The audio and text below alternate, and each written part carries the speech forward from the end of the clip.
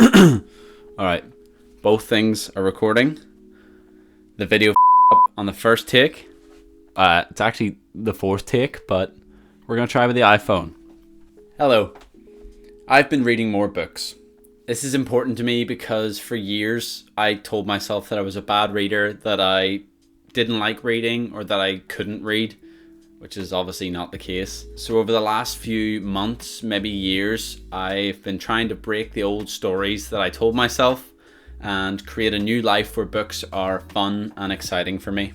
A bit of backstory as to where this hatred for reading came from. English was one of our core subjects in school, so throughout the whole time I had to take English, which meant a lot of comprehension homeworks, a lot of novels to read that I didn't really want to read, and a lot of information to retain for quizzes or questionnaires or whatever, and I was not having it at all. I created a habit of picking up the books with thoughts in my head like, oh, I hate this, I don't even want to read this book. I would then get distracted, put the book away, and never get the reading done. I would say about 90% of my assignments that were handed into English class was from me looking up summaries of books, watching videos on the most important parts of books, and just skim reading any chapters that I felt were important. This obviously was not a good mindset or strategy to use, and my results then reflected that in class. I somehow managed to pass my English GCSE with a B grade, and from then onward I doubled down on the beliefs that I can't read and decided to never read again.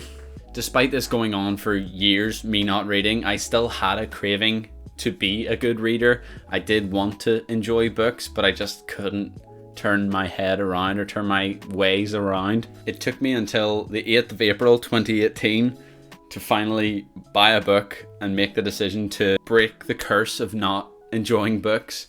The book I ended up buying was this book, 101 Tiny Changes to Brighten Your Day by Ailbhe Malone.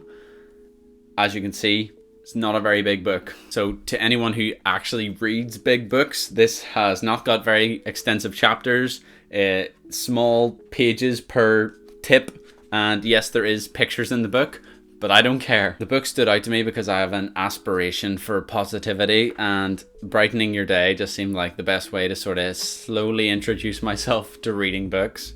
I ended up reading the book in one day, which for someone who can't read, that's a fairly good achievement, and I was pretty damn pleased with myself. It felt quite cool. I even posted on Instagram that I read the book. So in my head, this was the genesis to my reading career. This is the beginning of it all. I ordered 2 more books and then waited for them to arrive. These books remained untouched until August 2019, which is over a year later. I brought this book, Be at Peace with Life Just As It Is by John C. Parkin, to Portugal with me when I was going on holiday. And in doing that, I managed to read the entire book while I was away. Doing this, I feel, unlocked the first tip for becoming a better reader for me, which is reduce the friction. What I mean by this is I'm not going to be good at consistently reading if my book stays in my room or while I was on holiday, my suitcase.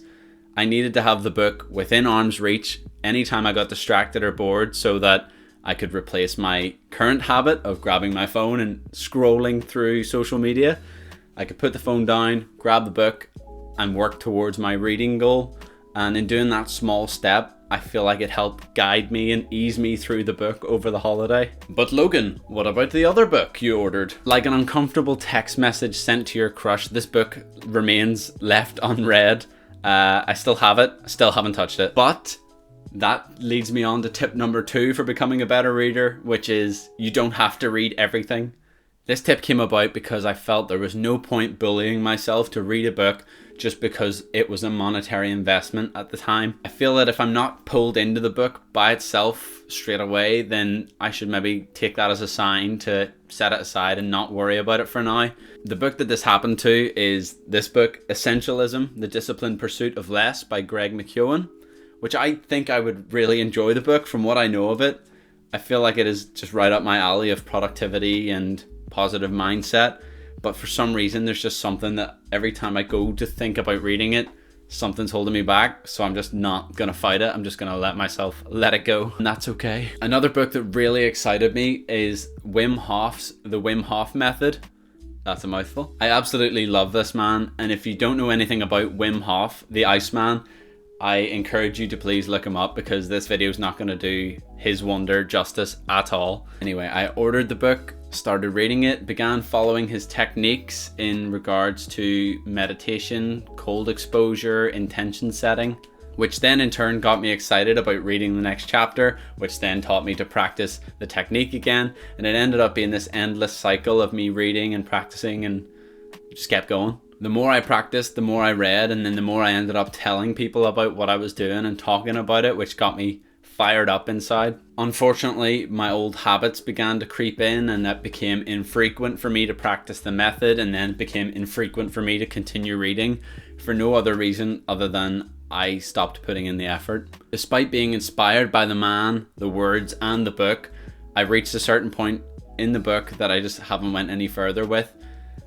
And instead of beating myself up, I have to follow tip 2, realize that it's okay to set the book down and read it again whenever I feel motivated, if I ever read it again. I dabbled with a couple of other books that piqued my interest. For example, Crush It by Gary Vaynerchuk, another man that I have loads of admiration for, but I feel like at the time I just wasn't really focused on the content matter, and I think I just bought it and wanted to read it because I was such a fan of him. Another book that I did read, which is quite small, is How to Draw Anything by Scriberia.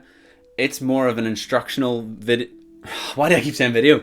More of an instructional book on drawing, which I thought was interesting at the time. It was recommended to me by my graphic design tutor, but it wasn't really satisfying the reading that I wanted to take part in. So once again, I felt stuck and unmotivated and bookless, except for the Essentialism, which I still didn't pick up and read. I'm sorry. I had a brave few run-ins with anxiety and stress over 2020. I wonder why. And I know a lot of other people did as well. This led me to getting some professional help from a counselor and a personal development coach, who both helped me in unique ways. And I'm very grateful that they were a part of my life when I needed them. My counselor helped me unravel past feelings that were creeping up into the present, and my brain coach, as I then ended up calling her, helped me look towards the future and the person that I was aiming for and striving to be. My brain coach helped me to break down some of the old stories I was telling myself, like I'm a bad reader, or I'm not good enough, or I'm not smart enough to be good at this, and inspired me to aim towards the new identity and the person that I wanted to be, and she was showing me ways that that was achievable for me. The reason I bring this up is because a lot of the books that I've consumed have been suggestions from my brain coach, and as I'm finishing one book, it leads me on to find more that inspire me and are around the same theme. Like Alice in Wonderland, I started to go into the rabbit hole of reading books. She even ended up posting me 2 books because she felt that I would find them beneficial or take some good tips out of it. So for that, thank you very much if you're watching. So at this point, I now have a list of books that I was eager to read, but I took a different approach this time, which leads me on to tip number 3, which is audiobooks are still books. Many, if not all of the books that were recommended to me were in audio form. This was an opportunity for me to follow tip 1 and reduce the friction between reading and everyday tasks. I was able to consume a lot more content while I was in work with headphones in than I ever would have been able to if I was reading the books manually via page by page.